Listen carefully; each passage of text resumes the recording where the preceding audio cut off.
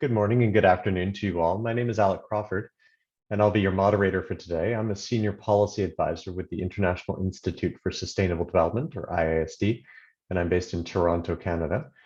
I'm very excited to be able to welcome you all to this virtual side event at COP26 on unlocking climate finance for locally led action in the Caribbean. Today is the first day in Toronto this season that our temperatures have dipped below freezing, so I'm very happy to at least be mentally in the Caribbean today. Before we kick off, I wanted to do some quick housekeeping. Can I please ask that everyone attending mute your microphones during the presentations and that you keep your videos turned off unless you're speaking to help us reduce bandwidth and allow the sessions to run more smoothly.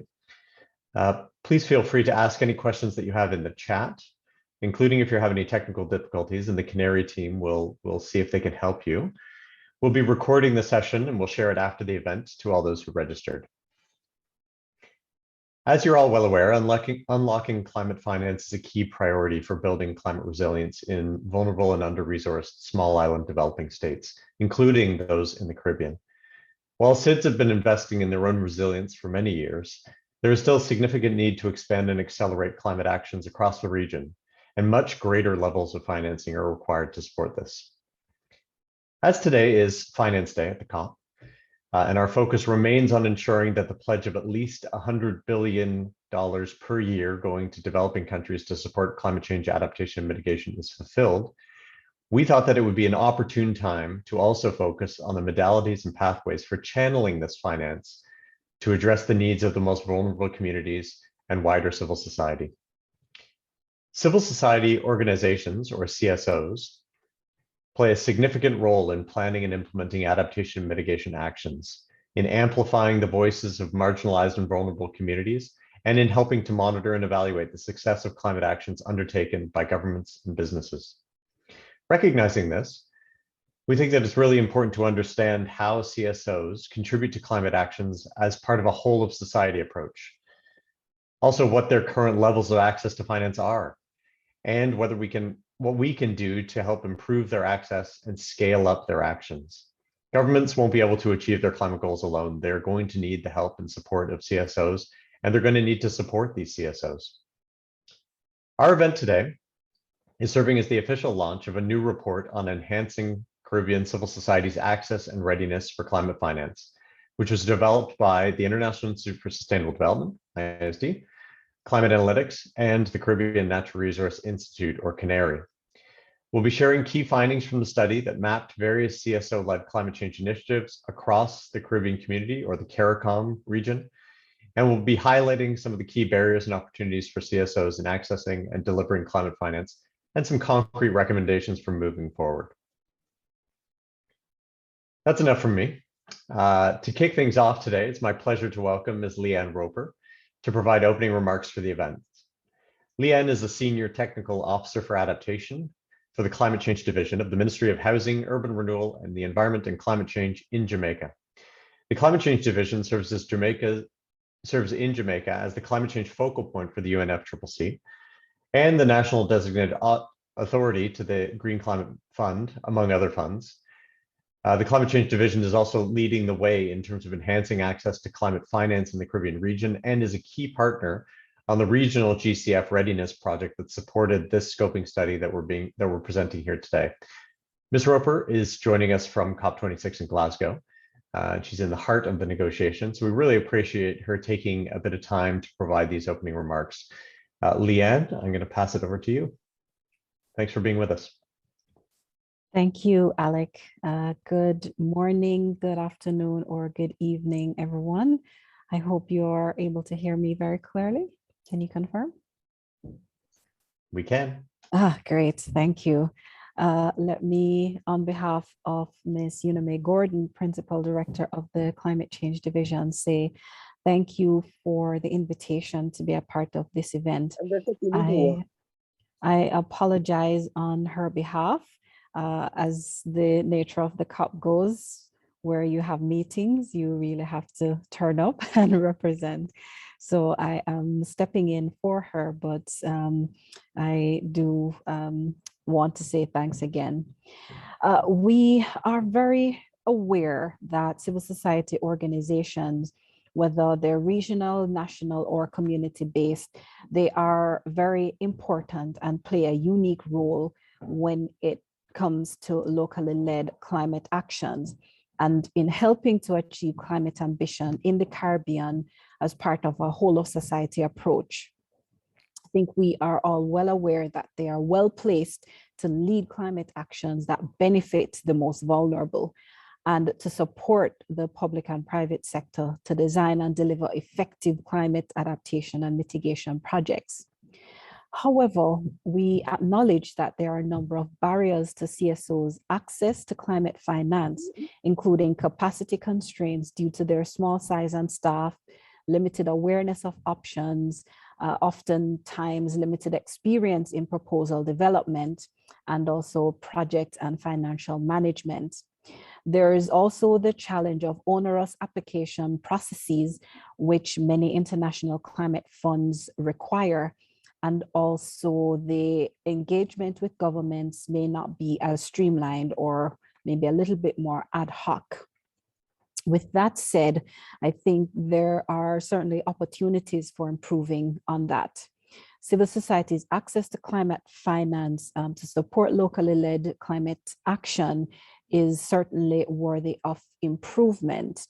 And this would involve ensuring, for example, that the CSO organizations are engaged in the full project cycle, from the design to development, to implementation, to monitoring and evaluation.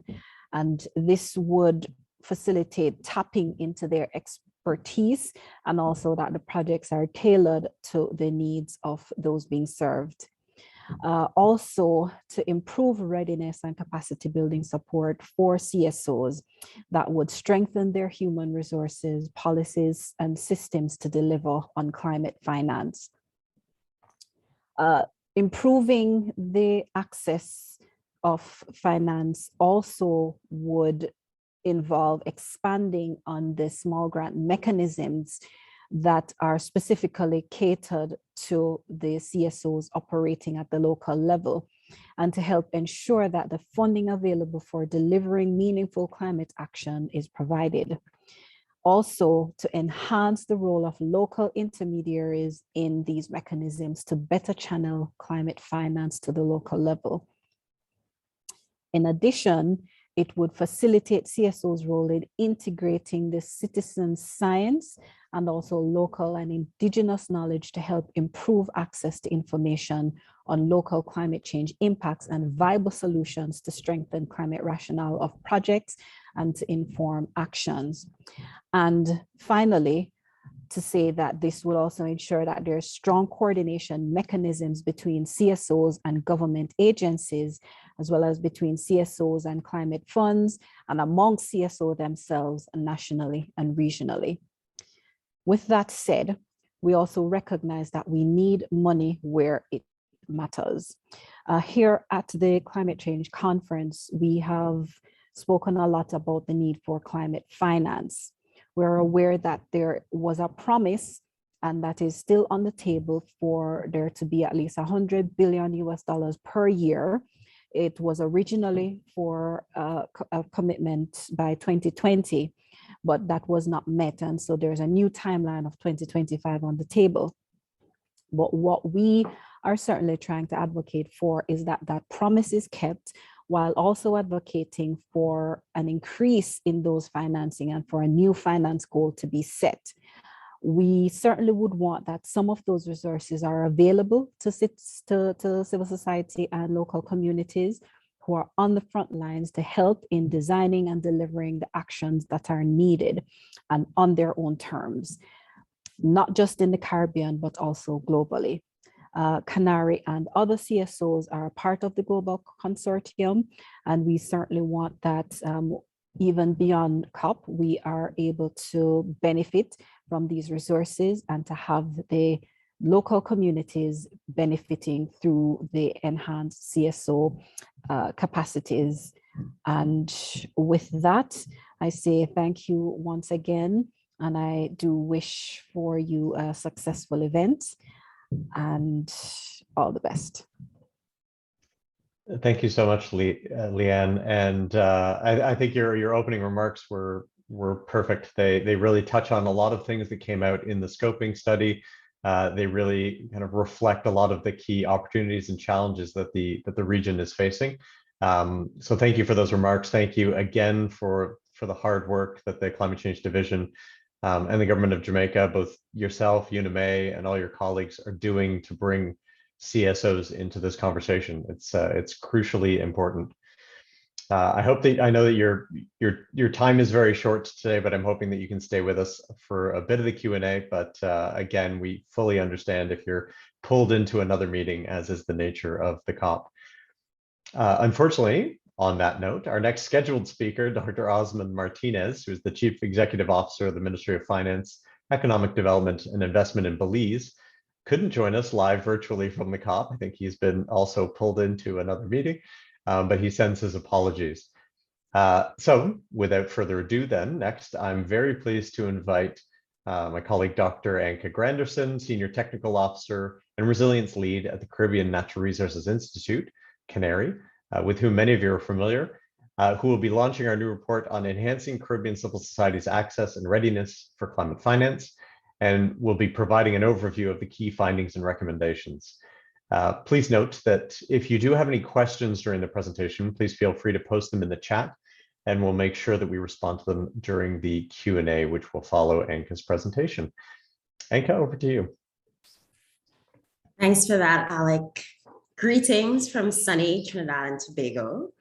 Good morning or good afternoon, depending on where you're joining us from. It's great to see such a good turnout for this event. I know people are very busy and have lots of different things that they can be doing. But I wanted to firstly acknowledge all our partners from the various national designated authorities across the Caribbean, including, of course, to thank Leanne Roper from the Climate Change Division that just gave those very insightful remarks. Also, I want to acknowledge colleagues from the various national, regional, and international NGOs, our board member, including Ambassador Decima Williams, who's joining us, as well as funding organizations, and obviously to acknowledge the AOSIS team that's hosting this virtual event at COP. For those of you who don't know me, I'll just remind you again that my name is Anka Granderson. I'm Senior Technical Officer and Resilience Lead at CANARI. And I'm very pleased to be able to launch the new report of our scoping study on enhancing Caribbean civil societies' access and readiness for climate finance. The study was commissioned under a regional project of the same name that many of you will be familiar with, which is being implemented from 2020 to 2022 by CANARI and national designated authorities from Antigua and Barbuda, Belize, Grenada, Jamaica, St. Kitts and Nevis, St. Lucia, and Suriname. The lead is the Climate Change Division in Jamaica. It is funded by the Green Climate Fund from their Readiness and Preparatory Support Program. So this project aims to enhance civil society's capacity, including knowledge, skills, and organizational structures, and the enabling institutional framework to improve access to finance and delivery of adaptation and mitigation in the Caribbean. It seeks to achieve this through 4 key outcomes. 1, mechanisms for engagement of civil society organizations, or CSOs for short, in climate change decision-making enhanced at the national and regional levels. 2, increased uptake of innovative climate change solutions among CSOs and their partners to scale up impact. 3, Caribbean CSOs strengthened to serve as delivery partners, executing entities, and accredited entities to directly access climate finance. And 4, enhanced awareness and actions to develop climate change initiatives led or co-led by CSOs, and to strengthen the pipeline of projects nationally and regionally to the Green Climate Fund and other funds. So to guide the work under this project, we undertook this scoping study to better understand current levels of access to finance and what we can do to improve access and scale up actions by CSOs across the region. So you might ask, Why focus on unlocking climate finance for CSOs in the Caribbean? While CSOs, including national NGOs, community-based organizations, local resource users and their associations, and other informal networks play a unique and important role, as we know, in locally led climate actions and helping achieve climate ambitions as part of a whole of society approach. They help ground truth, local climate realities as they operate and work with local communities, increase resilience through practical adaptation actions and efforts to reduce greenhouse gas emissions. They amplify and advocate for community voices and needs. They connect communities with government and private sector efforts, and they help to extend government capacities to implement local projects, recognizing that governments often are a bit stretched in terms of what they can do. So this scoping study was actually conducted by Climate Analytics and the International Institute for Sustainable Development, which is represented here by Alec and his team, with technical oversight from CANARI from September last year to June 2021 of this year. And the focus was firstly on assessing current levels of access to and delivery of climate finance by CSOs, including from the Adaptation Fund, Green Climate Fund, and Global Environment Facility, and to secondly identify and assess current mechanisms for engagement of CSOs and other non-state actors in climate decision-making at regional and national levels and their effectiveness. Our study focused on the Caribbean community, CARICOM region, and it involved desk-based research and mapping of the various projects, programs, and initiatives led or co-led by CSOs. We also did key informant interviews with key CSOs, government agencies, technical agencies, and funders. There's also development of a database of CSO-led climate change projects and initiatives and the key stakeholders that are engaged in this. And finally, there was validation of findings and recommendations at a regional dialogue in March 2021. So firstly, based on our scoping, we identified over 300 climate change focused projects led or co-led by CSOs from 2016 to 2020 in the CARICOM region, including 70 with a mitigation component, 187 with an adaptation component, and 57 with a focus on both. Most were national or community level projects with an average grant of $65,000 US. These projects are being or were implemented by CSOs operating at the national community level that are typically small in size, with staff of less than 10, an annual budget of less than $250,000 US. Whereas the regional projects had an average grant of US 1.1 million and were being implemented by regional or international CSOs or consortia of national CSOs.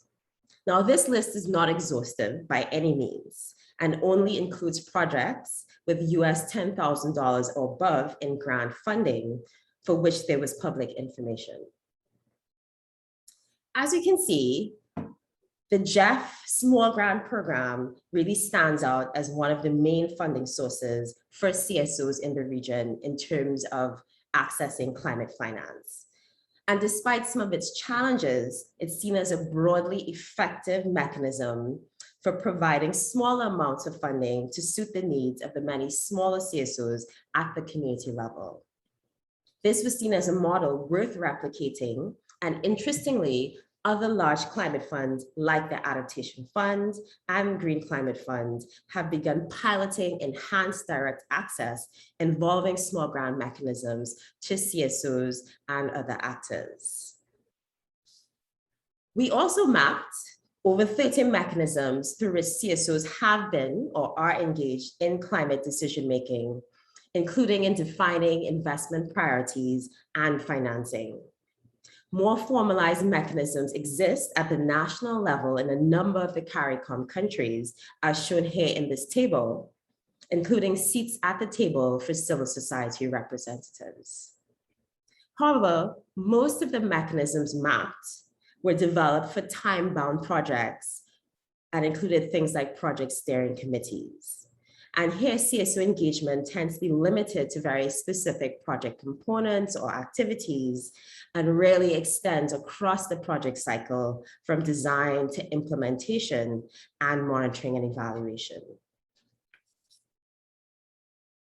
So what is specifically stopping CSOs in the Caribbean from accessing more climate finance? Well, through our study, a number of key barriers emerged. These include their small size and focus on smaller local projects, with most of these CSOs on average operating with budgets of US $250,000 or less, as I mentioned earlier, which means that they really don't have the capacity to deal with the minimum level of funding offered up by many of the international climate funds, like the Adaptation Fund, Green Climate Fund, and even the main Global Environment Facility, where grants for full projects start as high as US 10 million in some cases. Also, CSOs themselves in the key informant interviews noted capacity constraints related to project and financial management, reporting, and auditing, all of which are key requirements for many funders. There's also limited awareness of the various climate finance options that are available. There's also limited proposal development capacity among smaller CSOs and very limited experience with the new, larger climate funds. And on top of this, there are the onerous application processes for many of the international climate funds, which can definitely be a barrier. Further, I think it's important to note that government engagement with CSOs on climate change projects and accessing finance is also often ad hoc, and in some instances is actually based on personal connections and networks rather than established structures. So how can we enhance and improve CSOs' access to and delivery of climate finance to really scale up their impact? Well, firstly, we can ensure CSOs are engaged in the full project cycle from design and development to implementation and monitoring and evaluation to really tap into their expertise and ensure projects are tailored to their needs and those they serve. We can also improve readiness and capacity building support to strengthen their human resources, policies, and systems to deliver climate finance. We also need to look at expanding mechanisms to provide small and medium-sized grants, which is specifically designed to cater to the needs of CSOs operating at the local and national level to help ensure that funding is available for delivering meaningful climate action. And also we need to look at enhancing the role of local intermediaries, including regional and national CSOs in these mechanisms to better channel finance to the local level. We can also better facilitate CSOs' role in integrating citizen science and local and indigenous knowledge to help improve access to information on local climate impacts and viable solutions to really strengthen the climate rationale of projects and inform actions. And finally, all actors, I think, would benefit from stronger coordination mechanisms between CSOs and government agencies, between CSOs and funding agencies, and among CSOs themselves, nationally and regionally. Through these efforts, we can ensure civil society organizations have the funds and other resources they need and can effectively tackle the climate crisis and build local resilience alongside government and the private sector. There are also many other details in the report on how to improve the engagement of CSOs in climate change decisions and actions at national and regional levels to fully realize and enable the whole of society approach that we need to tackle the challenges faced. My colleagues and I also hope that these findings and the recommendations offered based on the scoping study will provide some food for thought at COP and beyond, and some concrete ideas for how we can design modalities and pathways for channeling finance to effectively address the needs of the most vulnerable communities and wider civil society. It's not just about quantity here, mobilizing at least 100 billion per year for developing countries, including in the Caribbean, to support climate adaptation and mitigation, which Leanne already mentioned in her presentation.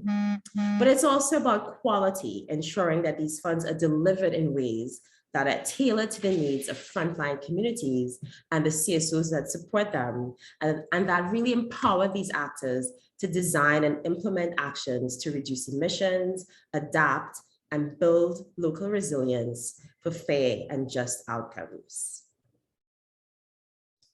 To learn more or download a copy of the new report and the summary infographics, visit our project webpage at the URL shown here. And you can also follow us on social media at CANARI Caribbean to keep up to date on our work. Thank you for your time.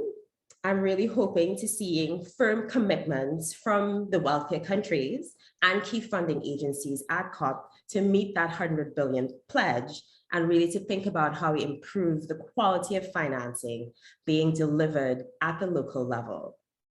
And I'm very happy to answer any questions that you might have along with my fellow speakers in the Q&A that's next.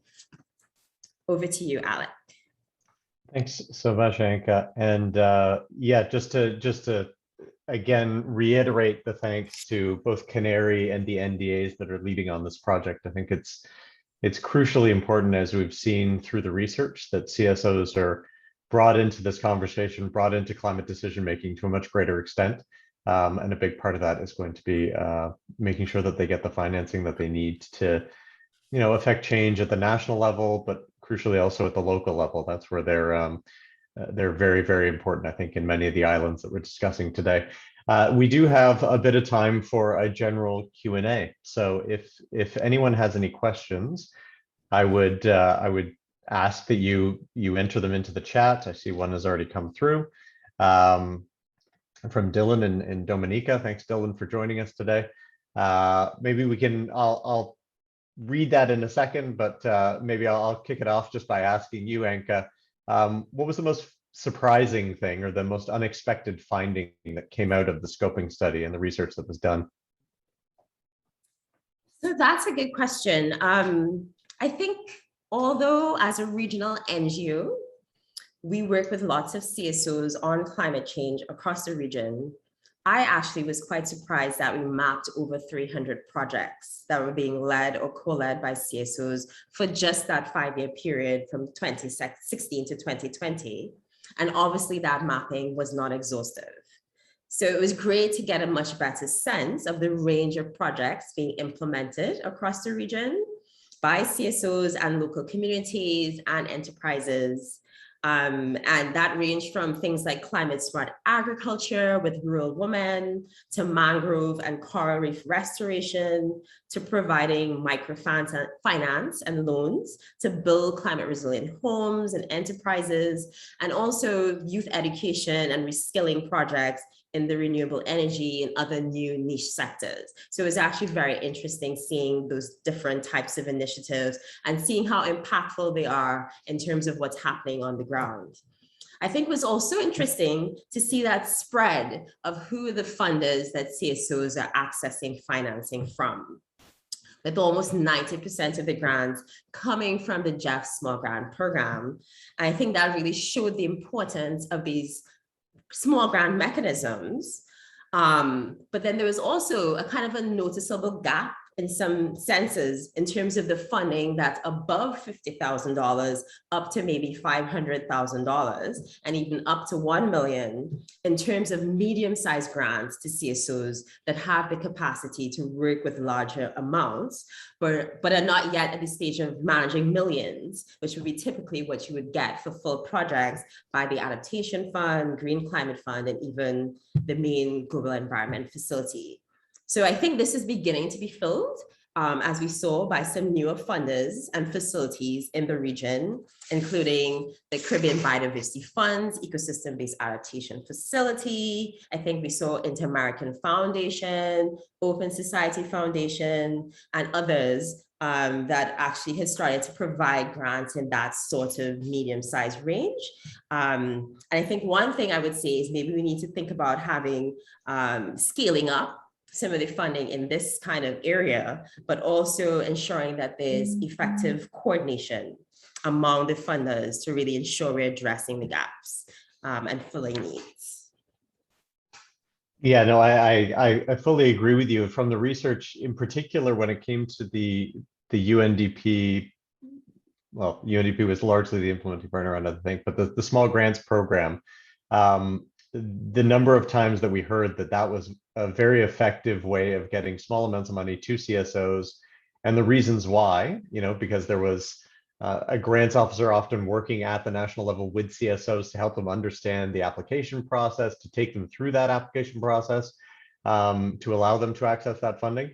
The fact that it's a model that people have had success with, that they are looking to replicate in other funds, is really, really encouraging, I think, because it's been, by and large across the region, as we were speaking to people, it was held up as a great example. So the fact that it's one that people are looking to and looking at, why is it working well, and can we also do it? I think it's really, really encouraging. We had a question from Dylan, as mentioned, around this idea of how can you get funds to CSOs without, he uses the term government interference, but kind of, middle people getting in the way of that funding, getting to the people who need it so that they can do the work that they need to get on with on the ground. So his question is, what is the easiest way to get climate financing to CSOs, again, with as little resistance as possible, as little red tape, whatever you want to call it? How can we make that happen? So actually, this is a really good question and really speaks to the point about the quality of financing that I was talking about earlier. So really thinking about, I think, using what we like to call homegrown intermediaries. And so that's why I highlighted the role that could be played by regional and national CSOs that do have the capacity and experience of managing small grants and even medium-sized grant mechanisms in the region, and really understand how to work with other CSOs. What are their needs? What are their constraints? How do we design it so that they can get the funds and make it really as accessible as possible for them? And so this is one of the roles that, for example, even CANARI is trying to play in some instances, but obviously we're just one organization. And I think what we need to do is look at how we can enhance the capacity of others who are able to serve as intermediaries to really support that. But I think at the other level, I think we also need to think about trying to get more buy-in from some of the government agencies that can support channeling of finance to the ground, who can, I think, serve as better intermediaries if there's more careful consideration about what are the best modalities to do so, and what are the lessons that have been learned for, I think, more than 15 years that CANARI and others have been actually managing grant mechanisms, and really understand how to make sure that those are delivered in ways that really meet the needs of local communities and the various NGOs that are serving them on the ground. Dylan is following up already with a question around capacity. He asks, what if capacity isn't the issue? And he points out that in Dominica, there are a lot of organizations with none of the capacity issues, but that just, I suppose, need the funding. So definitely something to consider. I apologize, Anka, that you're the only one answering these questions and that you're on the spot. So please do feel free to get a glass of water and take a bit of a break. But I wanted to bring in a question from Amanda McKenzie, who talks about the idea of engagement and maybe collaboration between CSOs as being an excellent means of addressing limited capacity. This is again something that comes up in the scoping report, but maybe you could speak to it as well, of the idea of, what are existing levels of cooperation and collaboration between CSOs in the region, and where do we need to get to, and how do we get there when it comes to really, pooling the resources of these smaller organizations so that they can achieve big things. Yeah, so I think it's a really good point. And as you said, it's actually something that we highlight in the report as one means for improving CSO's ability to scale up in terms of the amount of funds that they can absorb. So for example, setting up consortium where we have like a number of national CSOs or regional CSO working with national CSOs, or even CSOs and government or private sector all coming together to do a joint project, and therefore, being able to go after a much larger set of funds, like $10 million, that might then go maybe $1 million or $2 million, kind of split up across the different components, and people that's actually very manageable in terms of where they're at. And so that's definitely something that we've seen in terms of improving ability to access and scale up some of the actions. I think another thing too is better coordination among CSOs would be really useful in terms of them being able to have a joint kind of agenda and voice to really kind of input into national decision-making processes, and to really better coordinate and work together, because there's actually a lot of really innovative, interesting things that are happening that many other CSOs are not actually aware of, even within their own countries. And so one of the things that under this wider project that we're doing is trying to facilitate more knowledge sharing and coordination at the national level, and trying to work with CSOs to see how they can set up forums or even actually more established mechanisms or coalitions to really think about what they can do around climate action. So I think that's actually a really interesting point, and it would be great to see how that kind of plays out over time, and whether we can see better coordination and better access due to these coalitions and networks. Wonderful. I see Travis Graham, your hand is up. We have a couple more in the chat that we'll get to after your comments, but Travis, do you want to ask your question? If you could turn your microphone and your video on, it'd be great to see your face. Yes, pleasant good afternoon. How are you doing? Travis Graham here, Golden Eye Foundation, but also from the Arcabessa Marine Trust. We manage the Arcabessa Bay Special Conservation Fisheries Area, it's a fish sanctuary. And I think we have been relatively successful in obtaining a lot of these environmentally related grants. I hope you're hearing me clearly. So I have one recommendation, well, two really. One as it concerns the grant facilities and them providing grants, just in terms of how we look at project and program management in the environmental space. So we're a small island developing states, and if you look, our economies are heavily dependent on tourism. So one, I think there is a lot of potential for a lot of social enterprise development around our environmental initiatives. And I would say, I think it would be good if a lot of these facilities would put a focus, not just on, a lot of livelihood activities around these environmental projects, but also on the projects looking towards developing social enterprise components to whatever they're doing. And I think it's very possible, because a lot of our tourism attractions in the Caribbean, when you look at it, are ecotourism related. So I think there's definitely a huge untapped potential where that is concerned, especially for visitors from Europe and Asia, who are into a lot of these community cultural heritage type of activities.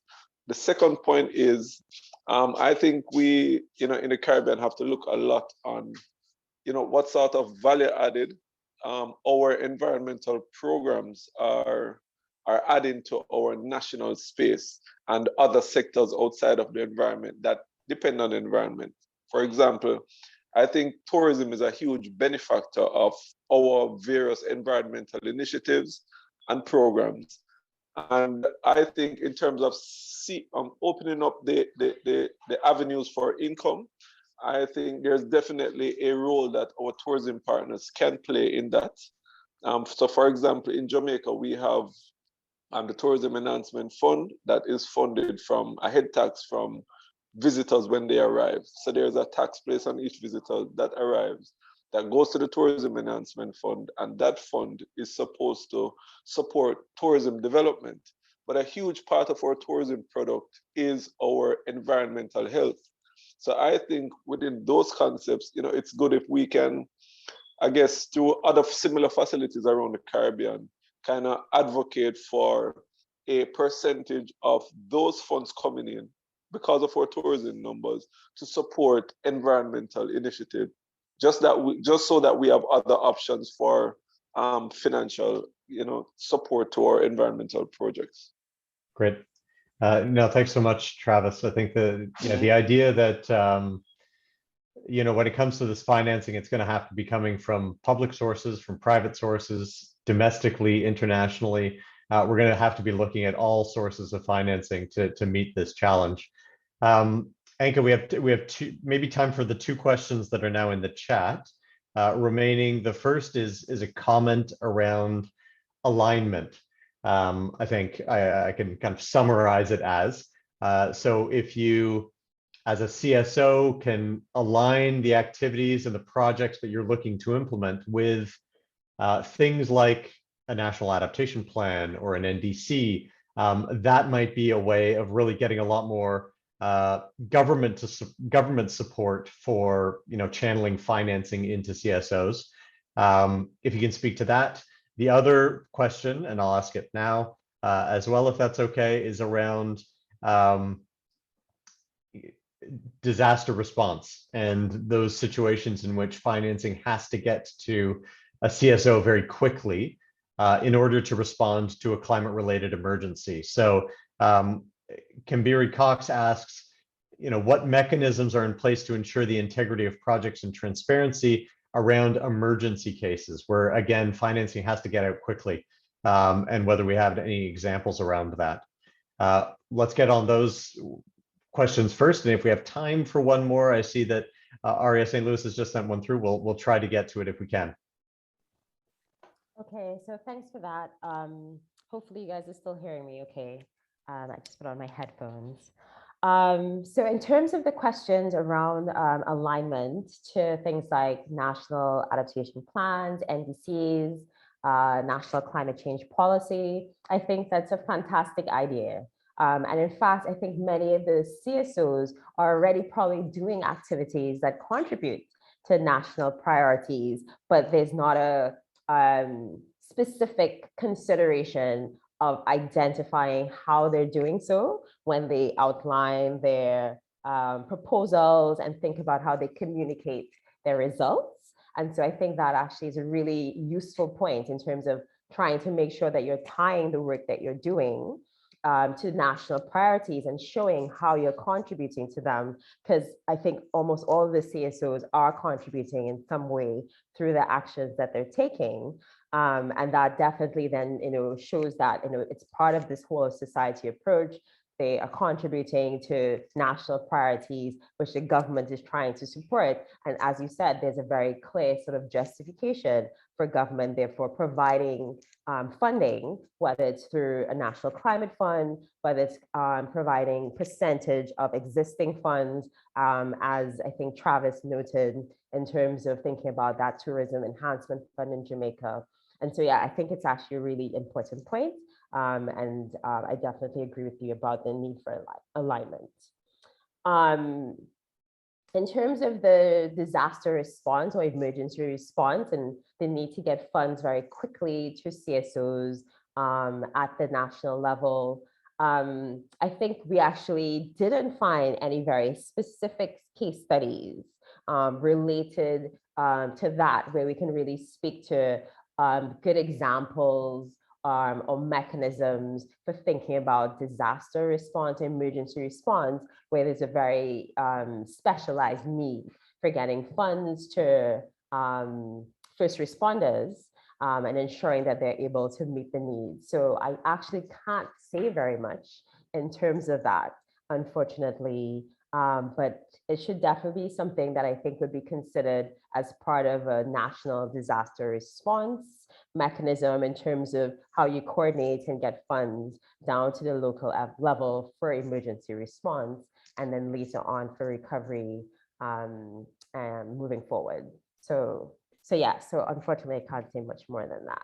No, and I think that's okay, Anka. And I think that the I think that it does go well with some of the recommendations of the report, which are around the idea of, you know, without sacrificing accountability and the kind of requirements that are placed on CSOs, there is a strong need to make it easier for them to get money quicker.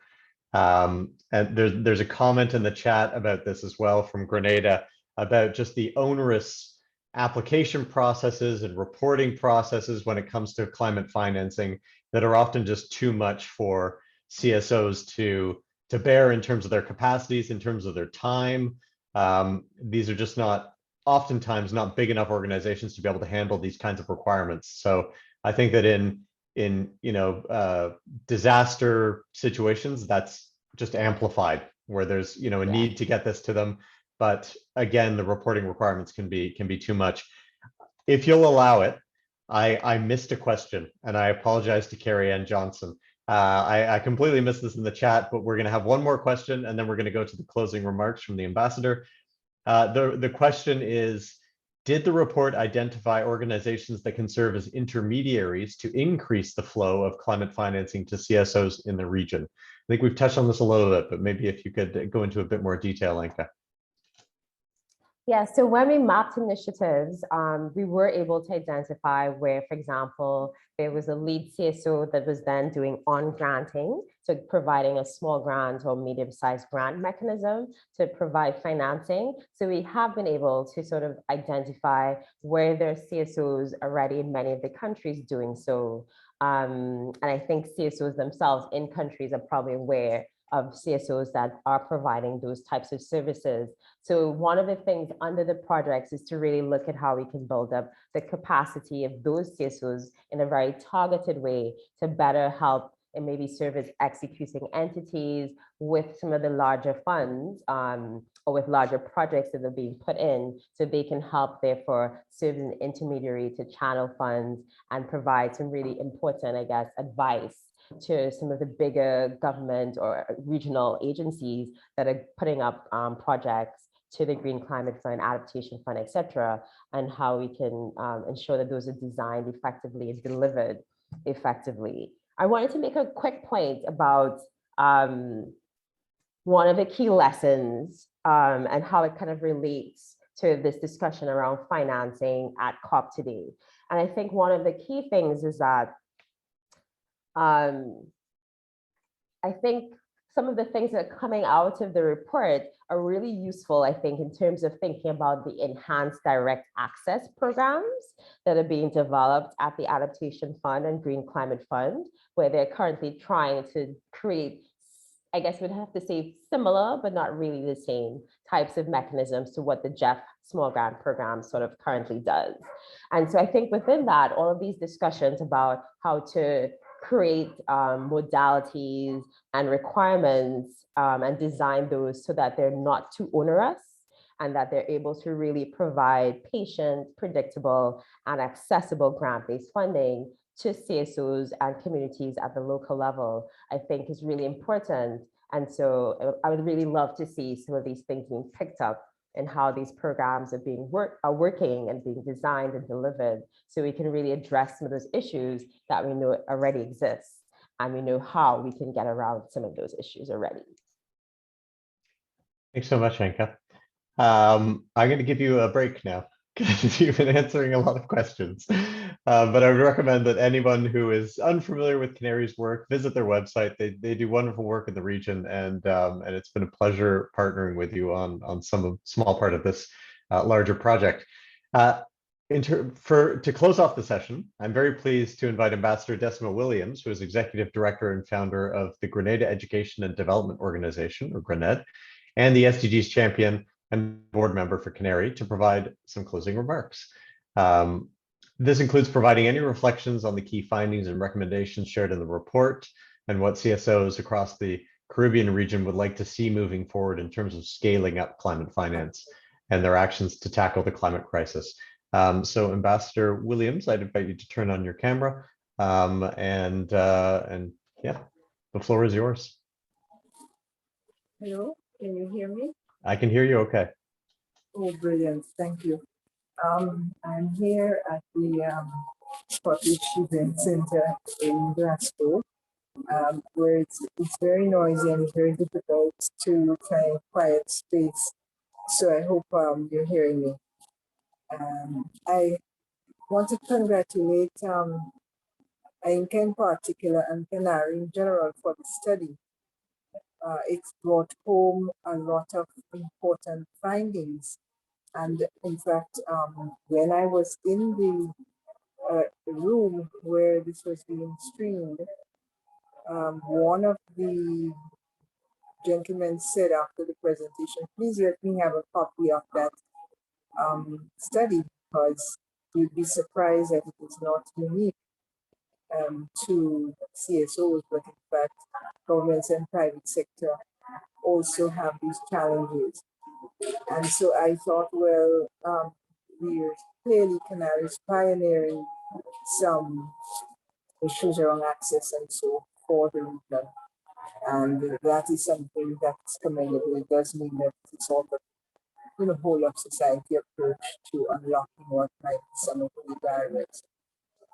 I want to not address technical issues, issues of capacity of CSOs and so on, because that has been covered with reporting on the study and continuing.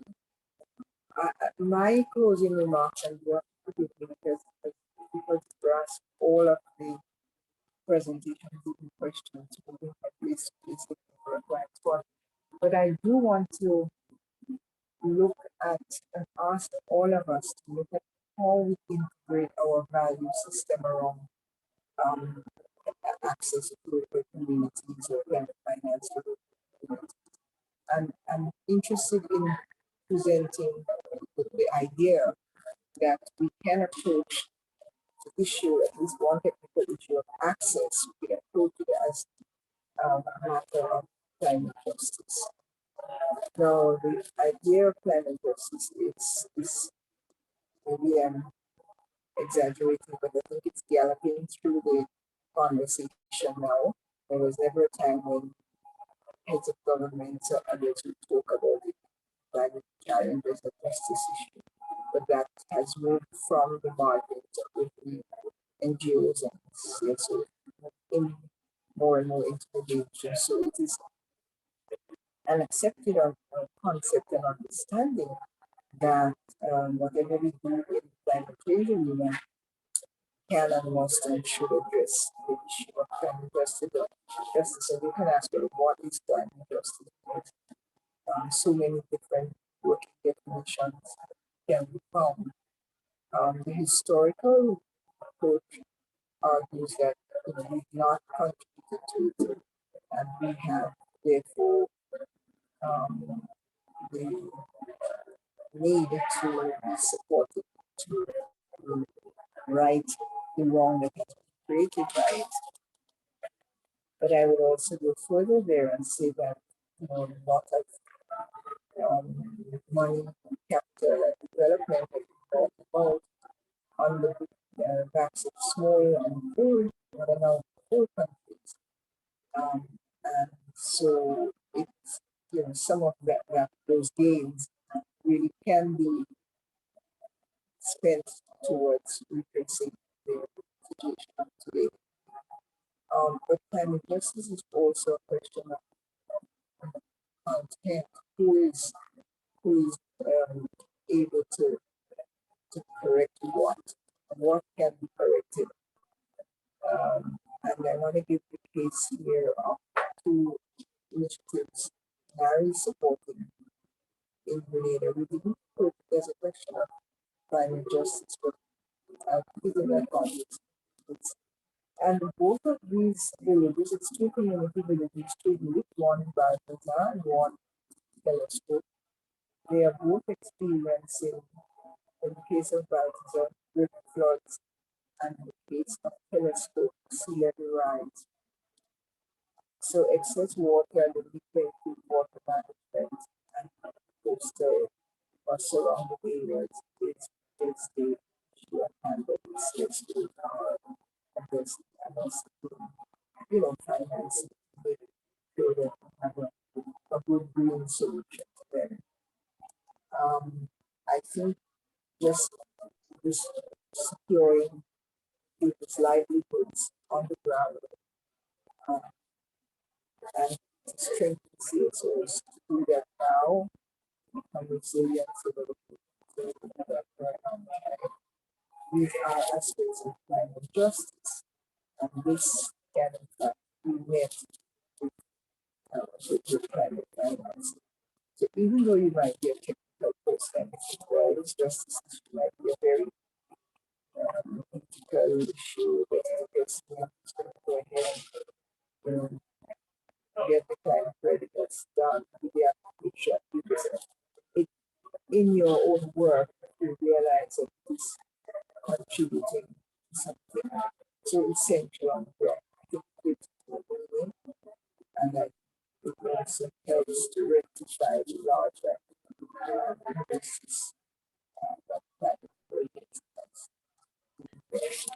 so with those, I would say that study is obviously unique to barriers or access points.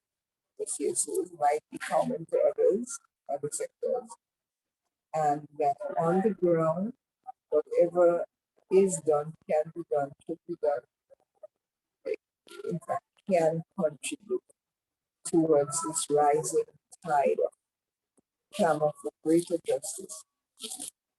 And the last point that I want to make is really about who is involved in justice. And we all are, as we've spoken so far.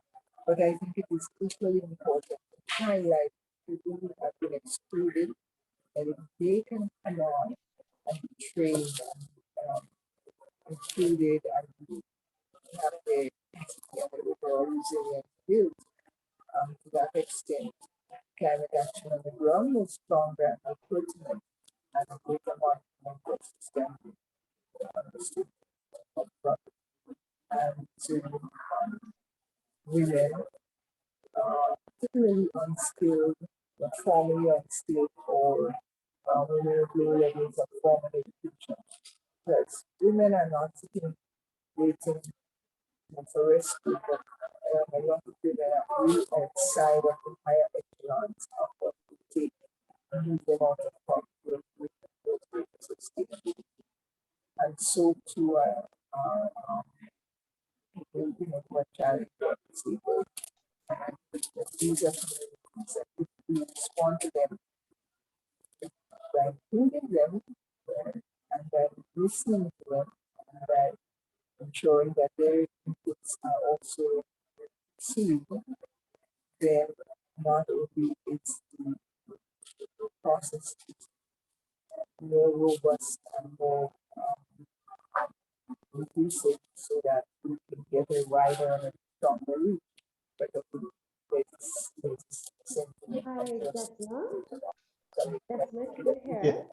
Yeah, Decima, where you're breaking up a little bit.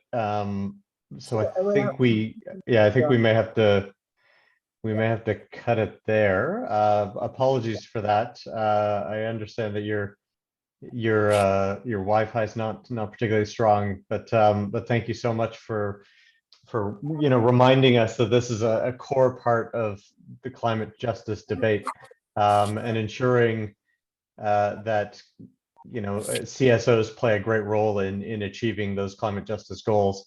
We're a couple of minutes over, so I think we'll close it there. I really want to thank everyone for joining us today and taking time out of all the different events that are happening around the COP and of your busy days to be a part of this. We really appreciate your time and the thoughtful questions and rich discussion that came out of it. A special thanks to Anchor for fielding most of those questions. That's appreciated. Please remember that you can download the full report and summary infographics of the findings from the project webpage, which we can, maybe Candace, you can put up the slide so that people know where to go. Again, I would just wish you very well going forward. Please do take care, everyone. I wish you a very successful and productive COP, and look forward to working with you all on this crucially important issue going forward. Anka, do you want to say just a quick thank you to close as well? Oh yeah, no, definitely. So firstly, thank you to Alec for being such a great moderator today, who is leading the team from the International Institute for Sustainable Development that actually helped to develop and prepare this scoping report.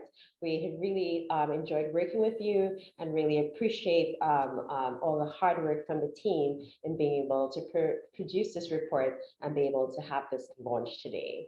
So I wanted to start there, but also thanks again to all of our colleagues, both from our project partners, including the national designated authorities across the region, various accredited entities, key technical agencies and funders, and of course, my CSO colleagues that joined us today. We really, really appreciated you taking the time out to join us.